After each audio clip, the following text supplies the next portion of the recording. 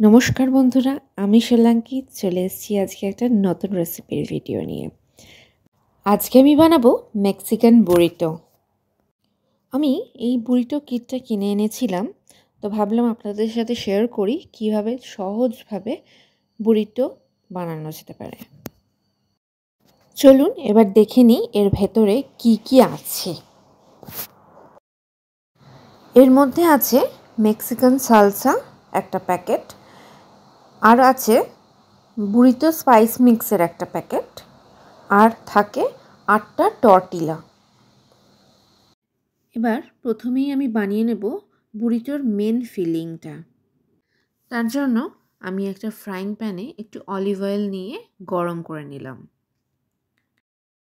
তারপর দিয়ে দিলাম কুচি করে রাখা পেঁয়াজগুলো।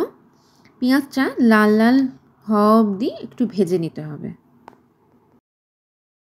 পেঁয়াজটা লাল লাল করে ভাজা হয়ে গেছে, এবার আমি অ্যাড করে দেবো চিকেন কিমা।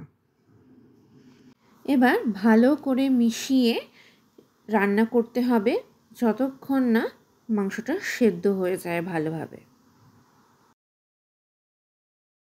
দেখতেই পাচ্ছেন মাংসটা খুব ভালোভাবে সেদ্ধ হয়ে গেছে।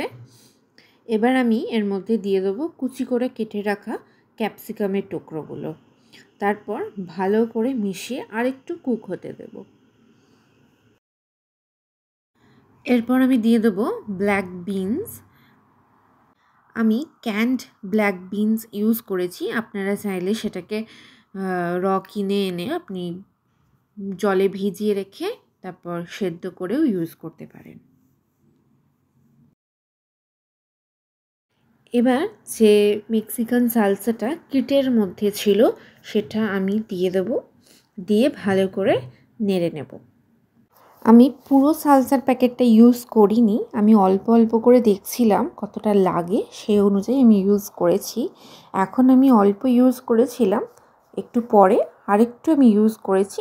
এবার আপনারা বুঝে নেবেন যে আপনাদের কীরকম লাগবে, সেই অনুযায়ী আপনি প্যাকেটটা ইউজ করতে পারেন। এবার আমি ওই বুরিটো স্পাইস মিক্সটা যেটা কিটের মধ্যে ছিল সেটা ইউজ করছি।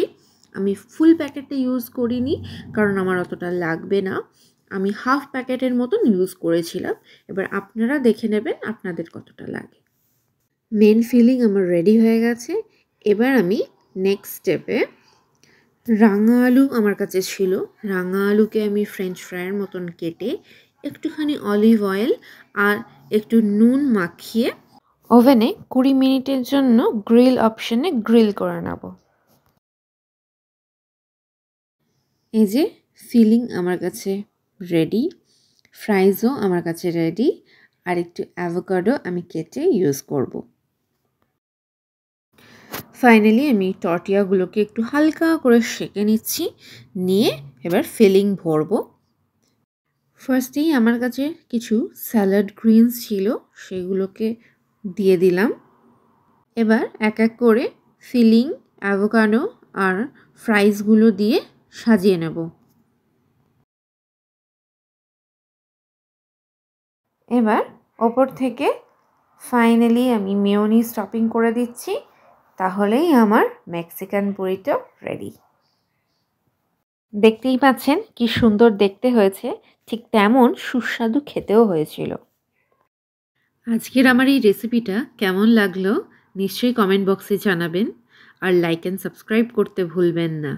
Thanks for watching.